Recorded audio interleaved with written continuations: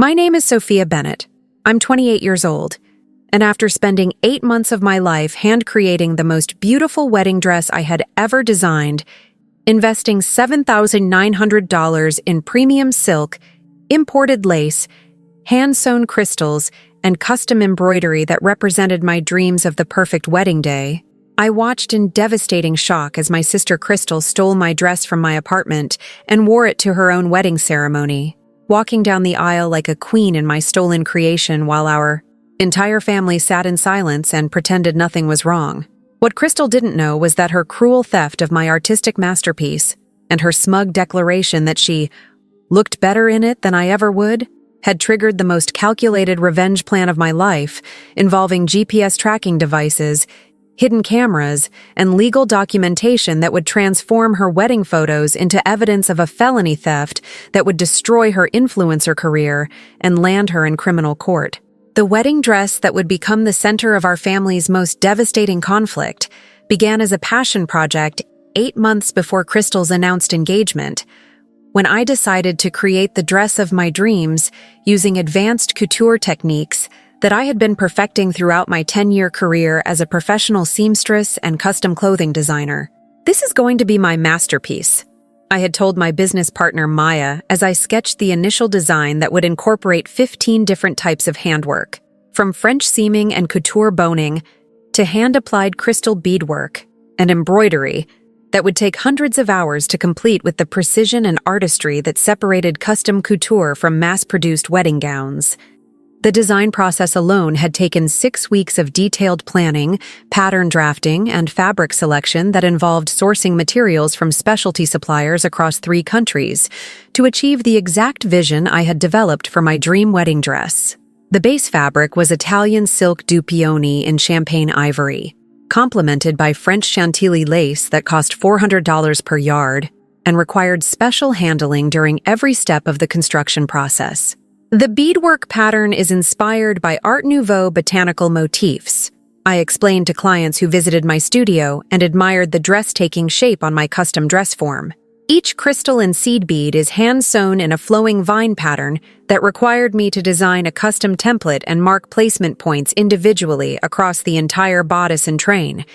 The technical complexity of the beadwork alone represented over 200 hours of meticulous hand-sewing, using a combination of Swarovski crystals, Japanese seed beads, and freshwater pearls that created depth and movement in the botanical pattern that seemed to flow naturally across the dress's silhouette. The embroidery work added another 150 hours of hand-stitching, using silk threads in 12 different shades to create subtle color variations that would catch light differently depending on the viewing angle. "Sophia, this is museum-quality craftsmanship," my mentor Professor Rodriguez observed when she visited my studio to see the dress in progress. "The construction techniques you're using are the same methods employed by haute couture houses in Paris. This piece represents thousands of dollars in labor value alone, not including the premium materials." The professional recognition of my technical skills and artistic vision was both personally validating and financially accurate, since the dress represented the highest level of my capabilities as a couture seamstress combined with materials that reflected the quality standards I maintained for my most exclusive custom work. But while I was investing months of my life and thousands of dollars in creating my dream wedding dress, my sister Crystal was building her social media influencer career, partly through featuring my custom clothing designs in her content, always without crediting my work or acknowledging that her amazing fashion finds were actually hand-created pieces that I had spent weeks designing and constructing. "Check out this gorgeous vintage-inspired dress I'm wearing today," Crystal would post on Instagram while modeling a custom 1950s cocktail dress that I had created for her birthday, complete with hand-sewn details and period-accurate construction techniques that had required historical research and specialized pattern drafting to achieve authentic vintage styling. The failure to credit my design work while Crystal gained followers and brand partnerships through featuring my creations was both professionally frustrating and financially damaging, since her posts could have generated valuable publicity for my custom clothing business if she had been honest about the source of her unique fashion pieces. "Crystal looks amazing in that dress," followers would comment on posts featuring my work, Where did you find such beautiful vintage-style clothing? I need to know your shopping secrets." But Crystal would never respond with information about my custom design services, instead deflecting with vague comments about finding unique pieces or having a good eye for fashion. The systematic appropriation of my artistic work for her social media content, while denying me credit or referrals, was creating a pattern where Crystal viewed my professional skills and creative output as free resources for building her personal brand and influencer income, without any obligation to acknowledge or compensate my contributions to her content success. "Sophia makes the most amazing custom clothing," our mother Linda would tell relatives and friends when they complimented Crystal's fashion posts. "She spent 3 weeks making that dress Crystal wore to the charity gala. Sophia is so talented with her hands and design work."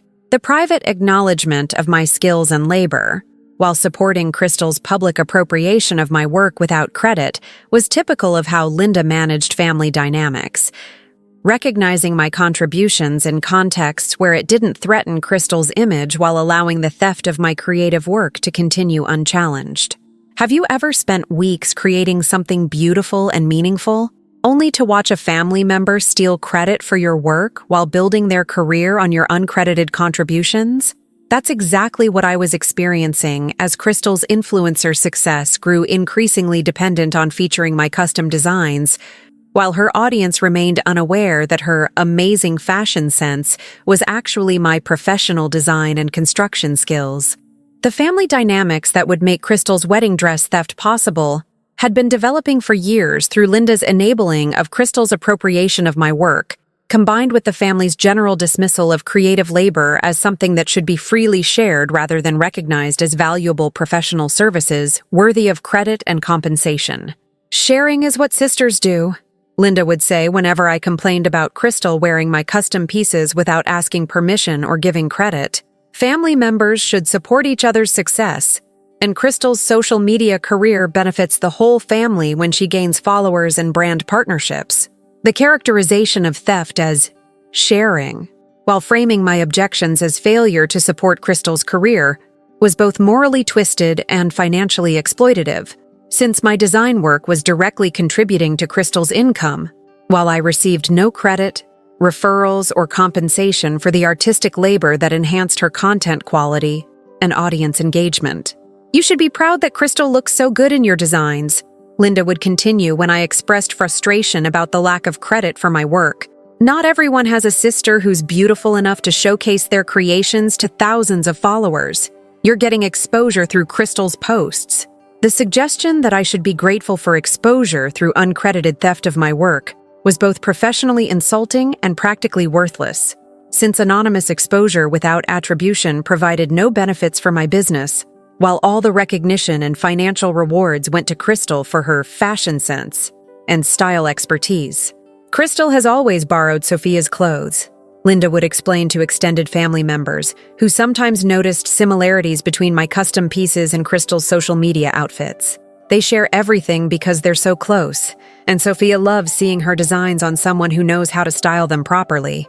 The rewriting of theft as borrowing and sharing while claiming that I loved seeing my work stolen and miscredited was both factually inaccurate and emotionally manipulative, creating a family narrative where my objections to creative theft made me seem possessive and unsupportive rather than recognizing legitimate concerns about professional exploitation.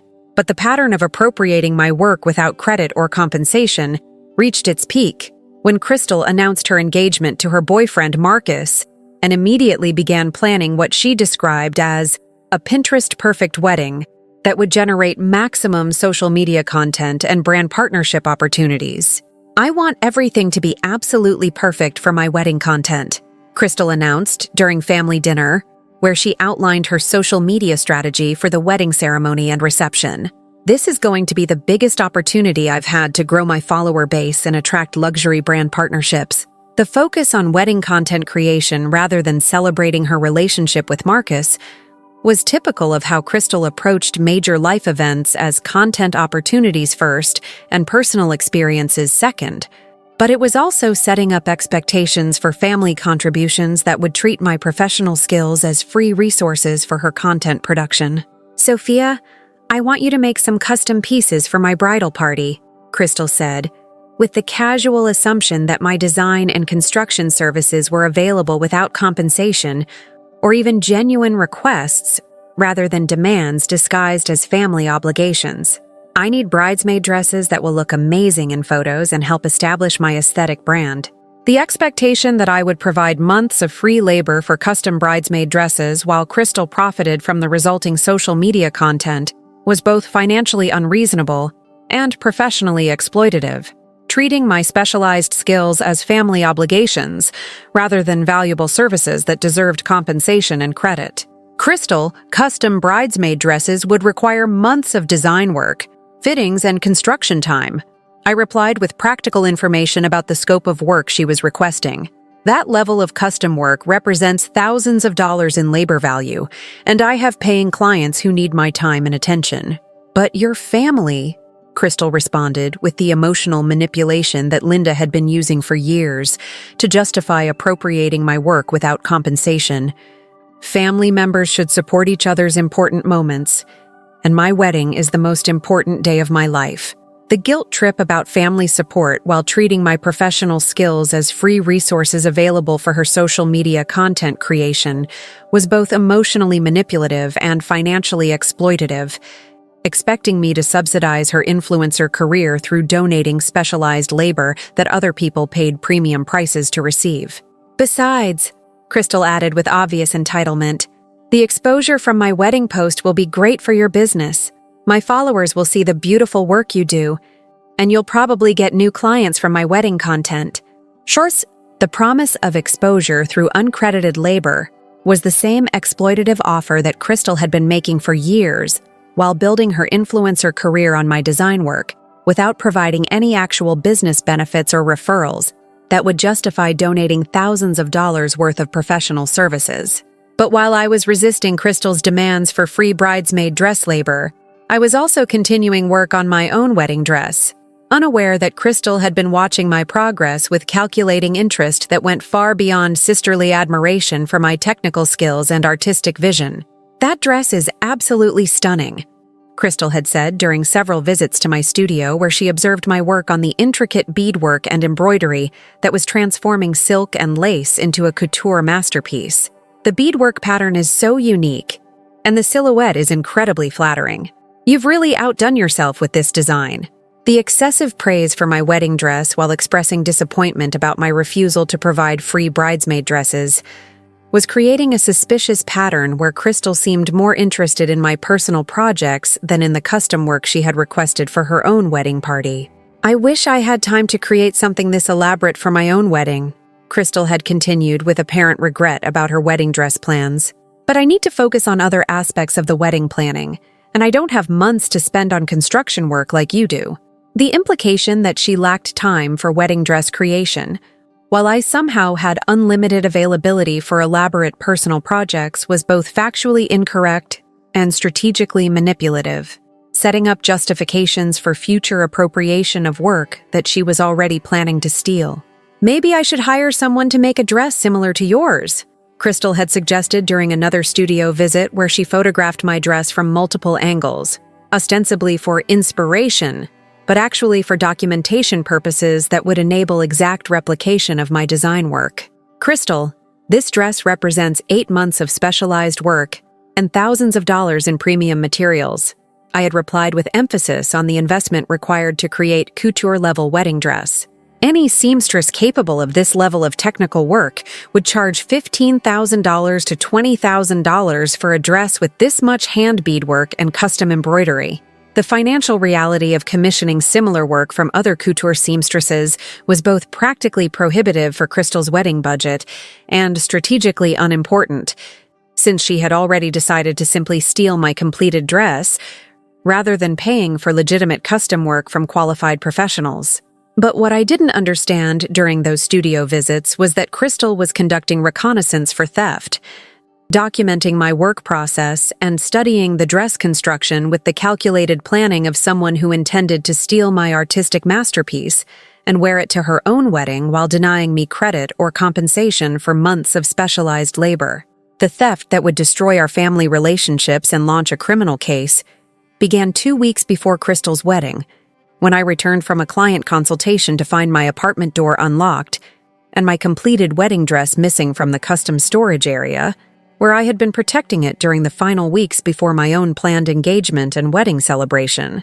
"My dress is gone," I called Maya in panic as I searched every room of my apartment, hoping that I had somehow moved the dress to a different location and forgotten about the change in storage arrangements. Someone broke into my apartment and stole my wedding dress. The immediate assumption that my dress had been stolen by strangers was both logical and emotionally devastating, since the dress represented 8 months of my life and nearly $8,000 in materials and labor that could never be replaced, especially not in time for my own upcoming wedding celebration. "Did they take anything else?" Maya asked, as she rushed over to help me assess the extent of the break-in and determine what other valuable items might have been stolen during the apartment invasion. "Your sewing equipment, fabric inventory, other completed pieces?"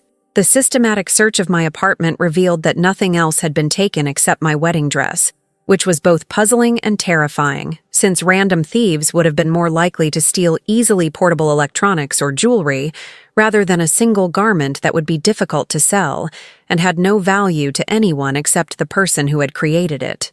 "Only the dress is missing," I told the police officer who responded to my theft report. "Everything else in my apartment is untouched, including expensive sewing equipment and completed custom pieces for other clients." The selective nature of the theft was creating suspicion that the crime had been committed by someone who specifically wanted my wedding dress rather than random burglars looking for valuable items to steal and resell.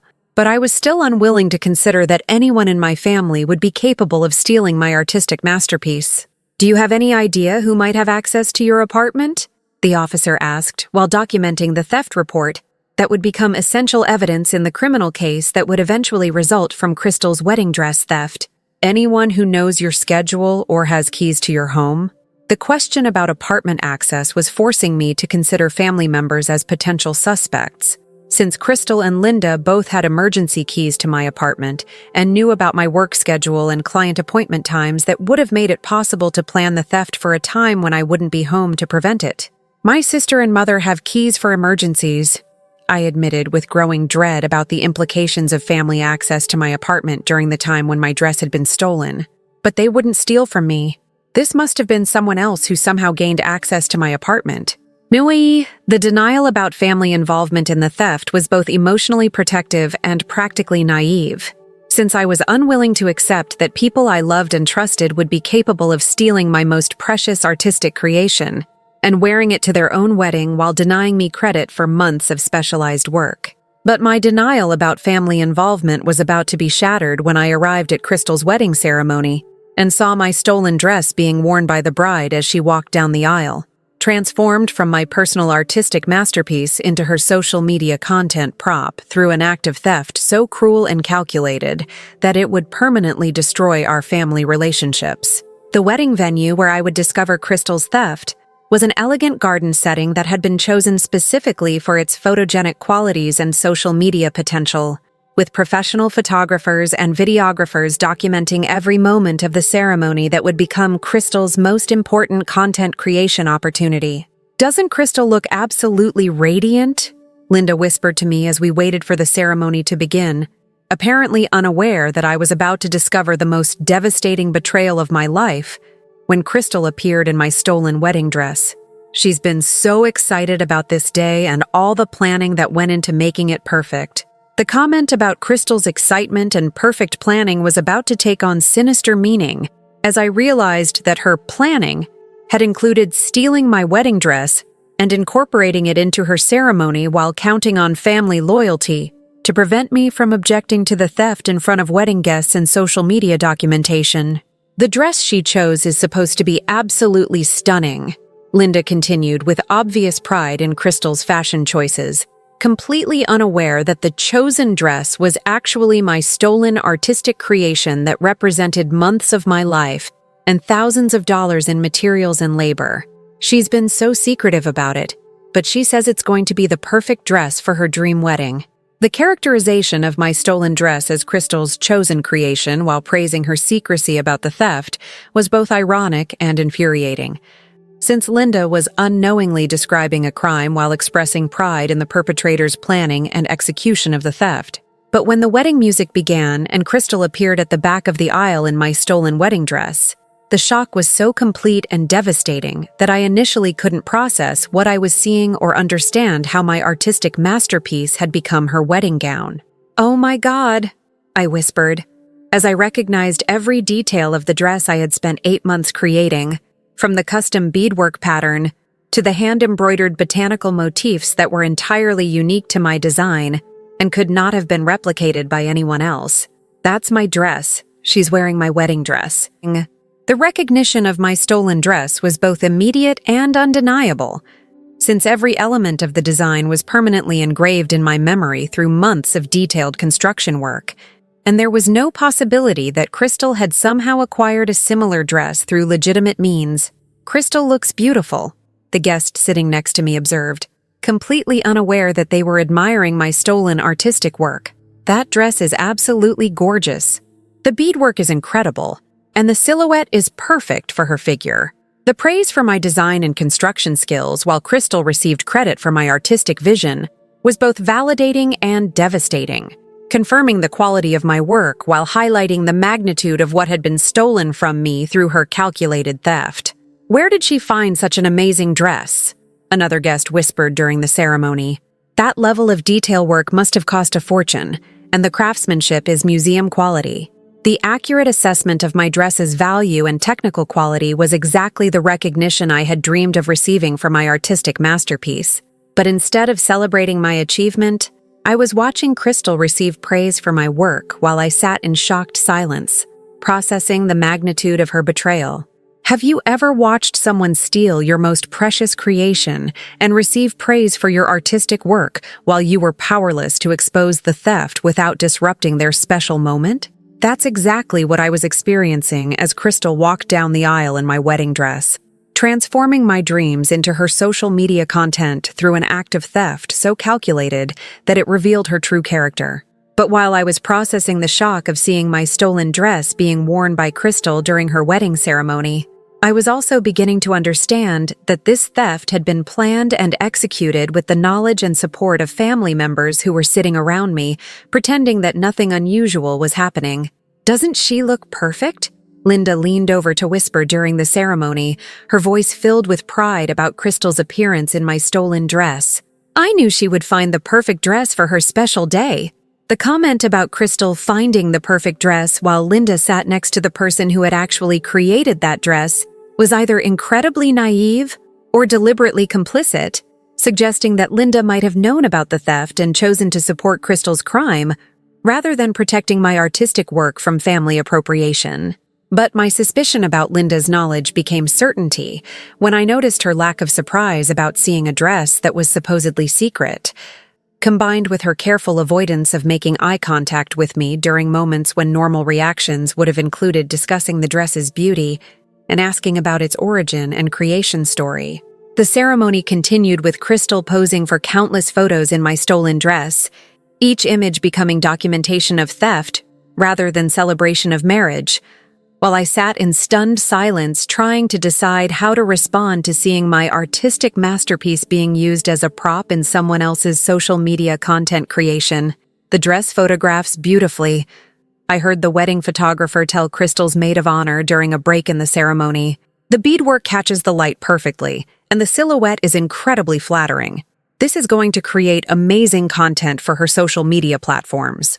The professional recognition of my dress's photogenic qualities while it was being used as stolen property for social media content was both technically satisfying and emotionally devastating, since my design work was performing exactly as intended, while benefiting someone who had committed a crime to obtain it.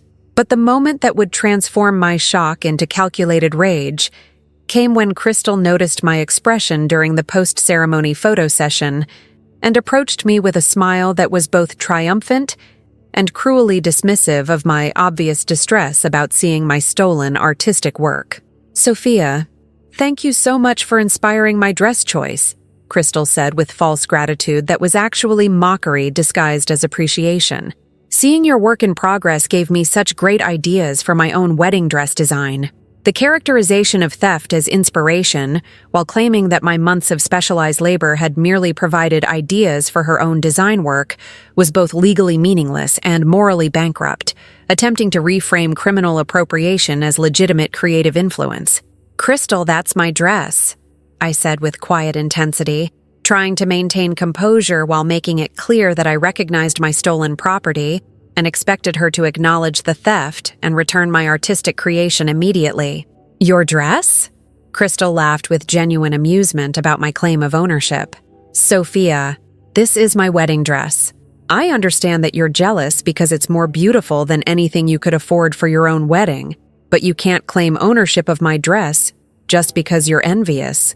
The dismissal of my legitimate ownership claim while characterizing my objection as jealousy was both legally irrelevant and emotionally cruel, demonstrating Crystal's calculation that family loyalty would prevent me from pursuing legal action even when faced with undeniable theft of my artistic work. "I spent 8 months creating that dress," I continued with specific details that proved my ownership and creation of the stolen garment. "Every bead was hand-sewn according to my custom pattern, and the embroidery work uses techniques that only I know how to execute." The technical specificity of my ownership claim was both legally sound and artistically accurate, since the dress contained numerous elements that could only have been created by someone with my specific skills and knowledge of the construction techniques I had developed for this particular project. "Sophia, you're being embarrassing," Crystal replied with dismissive condescension about my attempts to reclaim my stolen property. "This is my wedding day, and you're trying to ruin it with crazy claims about my dress. Everyone knows you're jealous of my success and my wedding." The gaslighting attempt to make me seem mentally unstable for recognizing my own artistic work was both psychologically manipulative and strategically calculated, designed to make wedding guests dismiss my legitimate ownership claims as evidence of emotional instability or sisterly jealousy. But the cruelest moment of the entire confrontation came when Crystal delivered the line that would permanently cement my determination to pursue legal consequences for her theft, regardless of family relationships or social embarrassment. "Cry all you want, Sophia," Crystal said with cold satisfaction about my obvious distress. "But I look better in this dress than you ever would. Maybe next time you'll make something that's actually worthy of a real wedding instead of whatever pathetic ceremony you're planning." The deliberate cruelty of telling me that she looked better in my stolen dress while insulting my upcoming wedding was both personally devastating and legally irrelevant, since her opinion about appearance had no bearing on the criminal nature of her theft or my right to recover my stolen property. But while Crystal was enjoying her moment of triumph over my artistic work, she was also unknowingly providing me with the motivation and justification I needed to implement the most sophisticated revenge plan of my life, one that would use technology and legal documentation to create undeniable evidence of her crime. The revenge plan that would transform Crystal's wedding photos into criminal evidence began that night as I processed the magnitude of her theft and calculated the most effective way to recover my stolen dress, while ensuring that she faced appropriate legal consequences for her crime against my artistic work and professional livelihood. "I need to document everything about that dress," I told Maya during an emergency meeting where we planned my response to Crystal's theft. "Every detail, every construction technique, every material choice that proves I created that dress and Crystal stole it from my apartment." The documentation process that would become essential evidence in the criminal case required photographing my original design sketches, material receipts, construction progress photos, and detailed technical specifications that would prove beyond any doubt that the dress Crystal was wearing had been created by me rather than purchased or commissioned from another source. I also need to prove that Crystal had access to my apartment and opportunity to steal the dress, I continued as we developed a comprehensive evidence collection strategy. The police report, apartment key records, and witness testimony about her visits to my studio will establish means and opportunity for the theft. But the most innovative aspect of my revenge plan involved technology that would provide real-time documentation of Crystal's possession of my stolen dress, creating evidence that would be impossible to dispute or explain away through family dynamics or alternative ownership theories. I'm going to plant GPS tracking devices and miniature cameras in the dress, I announced with determination about using technology to create undeniable proof of Crystal's theft. If she's going to steal my artistic work, she's going to provide me with documentation that will convict her of criminal theft. The technological surveillance plan was both legally appropriate and technically feasible, since I had legitimate ownership rights to the dress and the right to recover my stolen property through any means necessary, including electronic monitoring and evidence collection that would support criminal prosecution. How are you going to install tracking devices without Crystal noticing? Maya asked about the practical challenges of implementing technological surveillance on a dress that Crystal was actively wearing and would be protective about during her wedding celebration. The dress has hidden interior seams and structural elements that I designed specifically for concealment. I replied with satisfaction about construction features that would now serve as hiding places for surveillance equipment. Crystal doesn't understand the technical construction well enough to notice small additions to areas she's never examined. The installation of GPS tracking devices and miniature cameras required careful planning and precise execution, since any visible modification to the dress would alert Crystal to the surveillance and potentially interfere with evidence collection that needed to remain secret until after her wedding ceremony and reception. I'll need access to the dress for about 30 minutes to install all the equipment, I calculated based on the complexity of sewing tracking devices into hidden seams, while ensuring that the electronics would function properly throughout her wedding day. I'll have to find a way to get the dress while Crystal is occupied with other wedding preparations. The opportunity to install surveillance equipment came the morning of Crystal's wedding, when she left the dress unattended in her bridal suite while meeting with photographers and wedding coordinators who were preparing for the ceremony that would become documented evidence of her theft. Crystal is in makeup and photography meetings. Linda's text message informed family members about the bride's schedule. She'll be busy for the next 2 hours with wedding preparation activities. The notification about Crystal's schedule was both an invitation for family members to visit the bridal suite and an opportunity for me to access my stolen dress and install the technological surveillance that would document her crime and provide evidence for criminal prosecution. I need to return something I borrowed from Crystal, I told the wedding coordinator who was managing access to the bridal suite. I'll just be a few minutes dropping off this item, and then I'll be out of your way. The false explanation about returning borrowed items provided legitimate access to the bridal suite where my stolen dress was hanging in preparation for the theft documentation that Crystal was unknowingly about to provide through wearing my surveilled artistic creation. The installation of GPS tracking devices and miniature cameras required precision and speed, since I had limited time to complete the surveillance setup before Crystal returned from her photography meetings and discovered my presence in the bridal suite where she was preparing for her wedding ceremony. GPS tracker in the hidden bodice seam, I whispered, while working quickly to sew the first surveillance device into a location where it would be completely concealed, but would still provide accurate location data and movement tracking throughout Crystal's wedding day. Miniature camera in the train support structure where it will capture clear footage without being visible. The technical installation process drew on my professional skills as a seamstress, since the surveillance equipment needed to be sewn securely into the dress structure while maintaining the garment's appearance and function as Crystal wore it during her wedding ceremony and reception. Motion-activated recording device in the interior waistband, I continued as I installed the final piece of surveillance technology that would document Crystal's movements and provide timestamp evidence of her possession of my stolen artistic work. Battery backup power sources in case the primary systems failed during extended wear. The comprehensive surveillance system was both technologically sophisticated and legally sound, since I was installing monitoring equipment in my own stolen property with the intention of recovering that property and documenting the crime that had been committed against my artistic work and professional livelihood. But while I was transforming my stolen dress into a sophisticated surveillance platform, I was also preparing for the legal documentation that would be required to pursue criminal charges against Crystal for theft of valuable artistic property worth nearly $8,000 in materials and hundreds of hours in specialized labor. All surveillance systems are active and recording, I confirmed, as I completed the installation and verified that all tracking and recording equipment was functioning properly.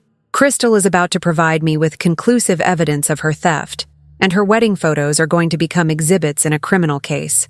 Have you ever turned your stolen artistic work into a surveillance device that would document the thief's crime and provide evidence for their criminal prosecution?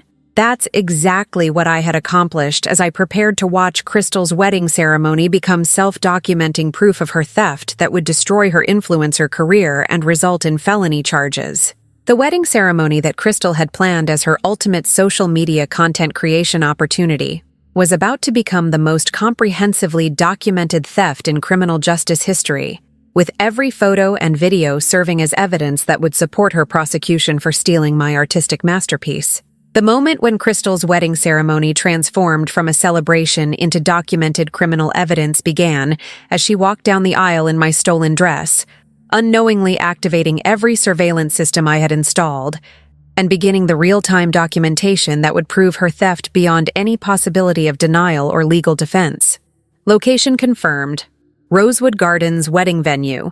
The GPS tracking app displayed on my phone as Crystal moved through the ceremony area while wearing my surveilled dress.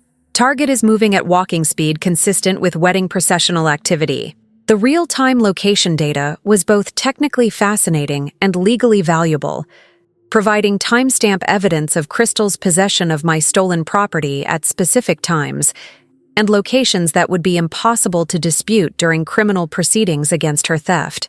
Recording initiated. The camera surveillance system confirmed as Crystal began posing for wedding photos in my stolen dress, unknowingly creating video evidence of her crime while believing she was documenting the happiest day of her life for social media content creation. The irony of Crystal providing her own criminal evidence while attempting to create content that would enhance her influencer career was both poetically appropriate and practically valuable, since her wedding photos would become prosecution exhibits rather than celebration memories. Motion detection active. The final surveillance system reported as Crystal moved through receiving line activities, greeting guests who were complimenting her appearance in my stolen artistic creation while I sat nearby, monitoring the technological documentation of her crime through smartphone apps that were collecting evidence in real time.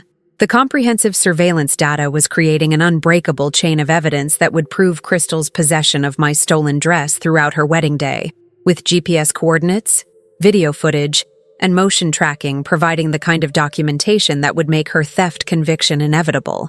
"Sophia, you seem distracted," Linda observed during the ceremony as I monitored surveillance equipment instead of participating in family celebration activities. "Is everything all right?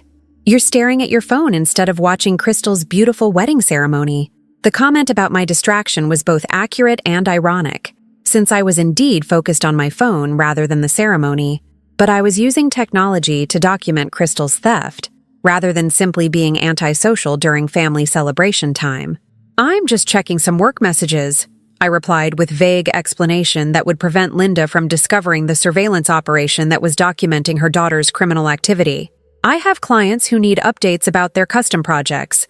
The false explanation about work messages was both believable and strategically necessary, since revealing the surveillance operation before completing evidence collection would have interfered with documentation that needed to continue throughout Crystal's entire wedding day. But while I was monitoring technological surveillance of Crystal's theft, I was also observing the reactions of wedding guests who were admiring my stolen artistic work without understanding that they were witnessing and inadvertently celebrating a crime against my professional livelihood and creative property.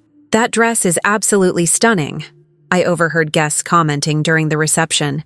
"The beadwork is incredible and the design is so unique. Crystal has amazing taste in wedding fashion." The praise for my design and construction skills, while Crystal received credit for my artistic vision, was both professionally validating and emotionally devastating, confirming the quality of my work while highlighting the magnitude of recognition and credit that had been stolen along with my physical creation. "I've never seen such detailed handwork on a wedding dress," a guest who worked in fashion retail observed during the cocktail hour. "That level of craftsmanship usually costs $15,000 to $20,000 from couture designers. Crystal must have spent a fortune on that dress." The accurate assessment of my dress's value and technical quality was exactly the recognition I had dreamed of receiving for my artistic masterpiece. But instead of celebrating my achievement, I was collecting evidence that would prove Crystal had stolen nearly $8,000 worth of materials and hundreds of hours of specialized labor. Where did Crystal find such an amazing designer? Another guest asked Linda during conversation I overheard while monitoring surveillance equipment. I need contact information for whoever created that dress. The technical execution is museum quality. The request for my contact information while Crystal received credit for my work was both ironically appropriate and practically impossible, since Linda couldn't provide referrals to me without revealing that the dress had been stolen from her other daughter rather than commissioned through legitimate professional channels. Crystal has always had an eye for finding unique pieces, Linda replied with vague deflection that avoided answering questions about the dress's origin while protecting Crystal from exposure of her theft. She's very creative about putting together looks that showcase her personal style. The characterization of theft as creativity, while avoiding specific information about the dress's creation, was both morally bankrupt and strategically necessary for Linda's participation in covering up Crystal's crime against my artistic work and professional reputation. But while Linda was deflecting questions about my stolen dress, Crystal was actively creating social media content that would become additional evidence in the criminal case that would result from her theft of valuable artistic property. "This dress is everything I dreamed of for my perfect wedding day," Crystal posted on Instagram while wearing my stolen creation, unknowingly providing written evidence of her possession of my property, along with photographic documentation that would support prosecution of her theft. The social media posts that were intended to generate engagement and brand partnerships for Crystal's influencer career were instead creating a permanent record of her crime, with timestamps and location data that would be impossible to dispute during legal proceedings. "I feel like a princess in this gorgeous gown," Crystal continued in her wedding day posts, each message providing additional evidence of her knowledge that she was wearing valuable stolen property while attempting to profit from my artistic work through social media content creation. The detailed documentation of Crystal's possession and use of my stolen dress was exceeding my most optimistic expectations for evidence collection, since she was voluntarily creating comprehensive records of her crime while believing she was documenting her wedding celebration for career advancement purposes. "All surveillance systems functioning perfectly," I noted as the reception continued, and Crystal posed for countless photos in my stolen dress, each image becoming part of the evidence collection that would support her prosecution for theft of valuable artistic property. The technological success of my surveillance operation was both personally satisfying and legally significant, since I was collecting the kind of comprehensive evidence that would make Crystal's conviction for theft inevitable, while also documenting the full extent of her crime against my professional work and creative property. But the most important moment of my evidence collection came when Crystal's wedding photographer captured high-resolution images of specific construction details that would prove beyond any doubt that she was wearing my stolen artistic creation rather than any legitimately acquired dress. "Perfect shot of the custom beadwork pattern," I observed as the photographer documented the botanical motifs that were entirely unique to my design and could not have been replicated by anyone else without access to my original patterns and construction techniques. The photographic evidence of construction details that only I could have created was providing unassailable proof of my ownership of the dress Crystal was wearing, eliminating any possibility that she could claim to have commissioned similar work from another designer or purchased a comparable dress through legitimate channels. As Crystal's wedding reception continued and surveillance equipment documented every moment of her possession of my stolen property, I was also preparing for the confrontation that would expose her crime to everyone present and transform her celebration into acknowledgement of theft that had victimized her own sister. The moment when Crystal's wedding celebration would transform into criminal evidence presentation was carefully timed for maximum impact and comprehensive documentation, ensuring that all wedding guests would witness the exposure of her theft, while surveillance equipment captured their reactions to learning they had been celebrating a crime. The confrontation that would expose Crystal's theft to her wedding guests began during the reception dinner, When I stood up with my smartphone displaying real-time GPS tracking data, surveillance footage, and photographic evidence that would prove conclusively that Crystal was wearing my stolen artistic creation. "I have an announcement to make," I said loudly enough to capture the attention of all wedding guests, while Crystal was posing for photos near the head table, unknowingly about to be exposed for theft of valuable artistic property worth nearly $8,000 in materials and specialized labor. "What are you doing, Sophia?" Crystal asked with obvious anxiety about my unexpected announcement during her wedding reception, apparently sensing that my intervention would somehow interfere with her celebration and social media content creation plans. "I'm exposing a theft," I replied with calm determination as I activated the smartphone app that would display real-time surveillance data for all wedding guests to observe. "Crystal is wearing a stolen wedding dress that she took from my apartment 2 weeks ago." The accusation of theft during Crystal's wedding reception was both shocking for guests and strategically timed for maximum impact, since Crystal would be unable to remove the stolen dress or flee the scene without confirming her guilt through obvious attempts to escape exposure. "That's ridiculous," Crystal responded with false confidence about her ability to deny the theft despite being surrounded by evidence of her crime. "This is my wedding dress. Sophia is jealous and trying to ruin my wedding with crazy accusations." The denial of theft while wearing my stolen artistic creation was both legally meaningless and practically futile, since I was about to present surveillance evidence that would prove beyond any doubt that Crystal was in possession of my stolen property. "Here's GPS tracking data showing that this dress has been in my apartment for 8 months. I announced while displaying smartphone screens that showed location history for the tracking devices I had sewn into my stolen creation. The dress moved from my apartment to Crystal's location exactly 2 weeks ago. At the same time I reported it stolen to police. The GPS evidence was both technologically sophisticated and legally unassailable, providing timestamp documentation of the dress's movement from my apartment to Crystal's possession that would be impossible to explain through any theory except theft. Here's video footage from hidden cameras I installed in the dress this morning, I continued, as I activated surveillance recordings that showed Crystal wearing my stolen creation from multiple angles throughout her wedding ceremony. Every moment of today's ceremony has been recorded as evidence of theft. The video surveillance footage was both visually compelling and legally definitive, showing Crystal's possession and use of my stolen property with the kind of clarity that would make her conviction for theft inevitable during criminal proceedings. And here are detailed photographs of construction techniques that only I know how to execute, I added, while displaying close-up images of beadwork patterns and embroidery details that were entirely unique to my artistic creation. Every element of this dress was hand-created by me using methods that cannot be replicated by other designers. The technical evidence of my artistic creation was both professionally definitive and personally vindicating, proving that Crystal was wearing the result of 8 months of my specialized labor rather than any dress she could have legitimately acquired through commission or purchase.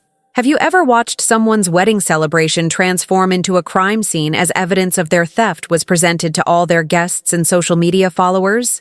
That's exactly what was happening, as Crystal's reception became a comprehensive evidence presentation that would support her prosecution for stealing my artistic masterpiece. "This is insane," Crystal said with growing panic as wedding guests processed the evidence I was presenting and began to understand that they had been celebrating a bride who had committed theft against her own sister. "Sophia is lying about everything because she's jealous of my wedding." The continued denial of theft while surrounded by technological evidence was both psychologically predictable and legally irrelevant, since Crystal's emotional reactions had no bearing on the objective proof of her crime that I was presenting to wedding guests and social media documentation. The GPS data, video surveillance, and construction evidence will all be provided to police for criminal prosecution, I announced with finality about the legal consequences that would result from Crystal's theft. "This wedding reception is now a crime scene, and every photo Crystal posts will be evidence of theft." The transformation of Crystal's wedding content into criminal evidence was both poetically appropriate and legally significant, since her attempts to profit from wearing my stolen dress would instead provide additional documentation for her prosecution and conviction. "I'm calling the police right now to report recovery of my stolen property," I said, while dialing emergency services that would send officers to document Crystal's possession of my stolen artistic creation. Crystal will be arrested for theft of valuable property while wearing the evidence of her crime. The police response to my recovery of stolen property was both immediate and professional, with officers arriving at the wedding venue within 15 minutes to document Crystal's possession of my stolen dress and begin the arrest process for theft of valuable artistic property. "Ma'am, we need you to remove the dress so we can document it as evidence," the investigating officer told Crystal, as wedding guests watched in shocked silence while her celebration transformed into criminal proceeding. "You're under arrest for theft of property valued at over $5,000. The arrest of Crystal while wearing my stolen wedding dress was both legally appropriate and dramatically satisfying, since she was literally caught red-handed in possession of my artistic creation while surrounded by witnesses and photographic evidence of her crime. "This is my wedding day," Crystal protested, as officers explained her rights and began the arrest process that would permanently end her celebration and launch criminal proceedings for theft of my valuable artistic property. "You can't arrest me at my own wedding. Ma'am, theft is theft regardless of when it occurs," the officer replied with professional accuracy about the irrelevance of timing to criminal prosecution. "The evidence clearly shows that you're in possession of stolen property, and we're required to make an arrest based on the complaint and supporting documentation." The arrest of Crystal during her wedding reception was both personally vindicating for me and educationally appropriate for family members who had enabled her theft through silence and complicity, rather than protecting my artistic work from criminal appropriation. "Linda, did you know about this?" Uncle Robert asked my mother as Crystal was taken into custody while still wearing my stolen dress, creating one of the most dramatic family confrontations in our extended family's history. I thought Sophia was being selfish about sharing with family," Linda admitted with obvious guilt about her role in enabling Crystal's theft. "I didn't realize it was actually criminal behavior." The confession that Linda had known about the theft but had characterized it as sharing rather than crime was both legally significant and morally revealing about her willingness to enable criminal behavior rather than protecting my artistic work and professional property rights. But while Crystal was being arrested for theft, and Linda was confessing her complicity to horrified wedding guests, I was also experiencing the satisfaction of successfully protecting my artistic work through technological surveillance and legal documentation that would ensure appropriate consequences for family members who had betrayed my trust and stolen my creative property. The aftermath of Crystal's arrest at her own wedding reception created immediate chaos and long-term consequences that would permanently alter our family relationships while establishing legal precedents for prosecuting artistic theft within family contexts, regardless of blood relationships or social expectations about sharing creative work. "Crystal's wedding has been ruined," shocked guests were saying as they processed witnessing a bride being arrested for theft while wearing stolen property. "I can't believe she stole that dress from her own sister." The transformation of Crystal's wedding from celebration to crime scene was both dramatically appropriate and legally educational, demonstrating that theft of valuable artistic property would be prosecuted regardless of family relationships or special occasions when the crimes were committed. "All those beautiful wedding photos are now evidence in a criminal case," the wedding photographer observed as police documented Crystal's stolen dress and confiscated cameras that contained images of her wearing my artistic creation. "I've never had wedding pictures become evidence of theft before." The conversion of Crystal's wedding content into criminal evidence was both ironic and comprehensive, since her attempts to create social media content featuring my stolen dress had instead provided detailed documentation that would support her prosecution and conviction for theft. Sophia planned this whole thing, some guests were realizing as they understood the sophistication of my surveillance operation and evidence collection strategy.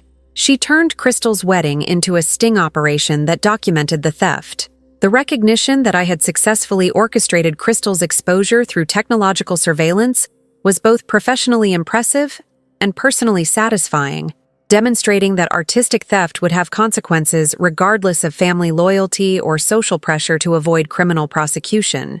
"The GPS tracking and video evidence is incredible," investigating officers told me, as they documented the comprehensive surveillance data I had collected throughout Crystal's wedding day. This is some of the most thorough theft documentation we've ever seen. Her conviction will be guaranteed with this level of evidence. The professional recognition of my evidence collection was both technically validating and legally reassuring, confirming that Crystal would face appropriate consequences for her theft of my valuable artistic property, regardless of family pressure to minimize her criminal behavior. But while Crystal was being processed for criminal charges, and Linda was dealing with the social embarrassment of her daughter's arrest at her own wedding, I was also discovering the personal satisfaction that came from successfully protecting my artistic work through determination and technological innovation. "You did the right thing," Maya told me as we watched police complete their evidence collection and arrest procedures at what had been Crystal's wedding reception. "She stole your artistic masterpiece and tried to profit from your work. Family relationships don't excuse theft of valuable property." The validation from my professional partner was both emotionally supportive and practically accurate, since Crystal's theft of my dress had been a crime against my livelihood and artistic property, regardless of our family relationships or social expectations about sisterly sharing. The surveillance footage is going to make this case incredibly easy to prosecute, the district attorney's office informed me during follow-up interviews about Crystal's theft. She essentially provided her own evidence by wearing the stolen dress throughout her wedding while being recorded by hidden cameras. The legal assessment of my evidence collection confirmed that Crystal's conviction for theft would be inevitable, with her wedding photos serving as comprehensive documentation of her crime rather than celebration memories that could enhance her influencer career. 6 months after Crystal's wedding day arrest, she had been convicted of felony theft and sentenced to 2 years of probation, plus full restitution for my artistic work, while her influencer career had been destroyed by viral social media coverage of her arrest for stealing her sister's wedding dress. "Crystal Bennett wedding dress theft goes viral" became the headline that permanently destroyed her social media career and brand partnerships, with her wedding photos being shared worldwide as an example of artistic theft within families, rather than celebration content that would have enhanced her professional opportunities.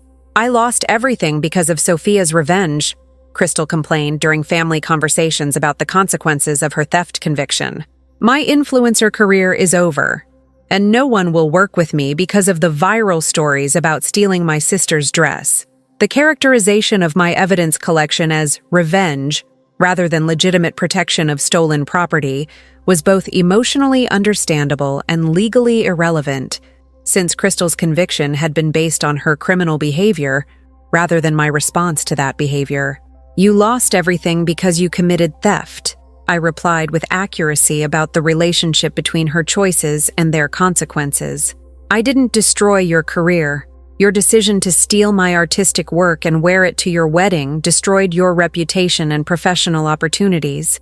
The clarification about personal responsibility was both factually correct and emotionally necessary, since Crystal needed to understand that her criminal conviction had resulted from her own behavior rather than from my decision to pursue legal protection of my stolen property. Sophia had every right to prosecute Crystal for theft, legal experts told media outlets covering the viral story of family artistic theft. Wedding dress theft is still theft, regardless of family relationships. Her surveillance and evidence collection was both legal and impressive.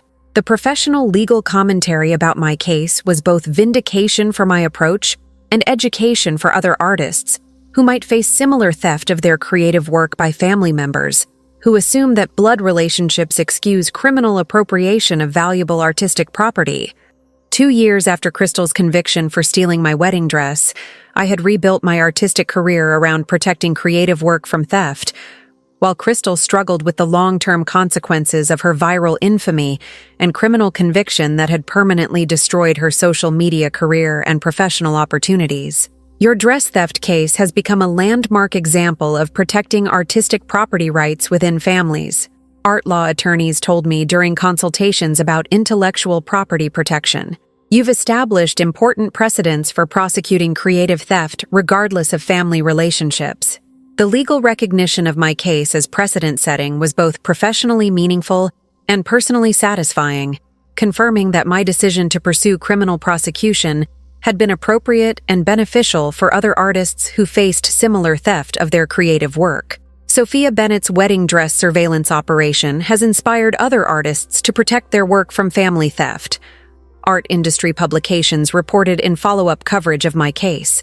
Her technological approach to evidence collection has become a model for prosecuting artistic appropriation. The professional recognition of my approach to protecting creative work was both career-enhancing and artistically meaningful, demonstrating that my ordeal with Crystal's theft had contributed to broader understanding of artistic property rights and family criminal behavior. If you're reading this and you're dealing with family members who steal your creative work or artistic property while expecting family loyalty to protect them from consequences, please know that artistic theft is criminal behavior regardless of blood relationships, and you have both the right and the responsibility to protect your creative property through legal means. Sometimes the people who steal your artistic work are the ones who claim to love you, and sometimes the most loving thing you can do is ensure they face appropriate consequences for their crimes rather than enabling continued theft through misplaced family loyalty. If this story resonated with your own experiences, please hit that subscribe button and share your experiences in the comments below. Have you ever had family members steal your creative work or artistic property? How did you handle relatives who expected family relationships to excuse theft of valuable artistic creations? Your story might help someone else who's struggling with similar artistic theft and family criminal behavior. Thank you for joining me on this journey from artistic creation through family theft to technological surveillance and criminal prosecution. Remember that your creative work has real value, and family members who steal that work deserve the same legal consequences as any other thieves, regardless of blood relationships or social pressure to forgive artistic crimes. See you in our next story here at Her Sweet Revenge.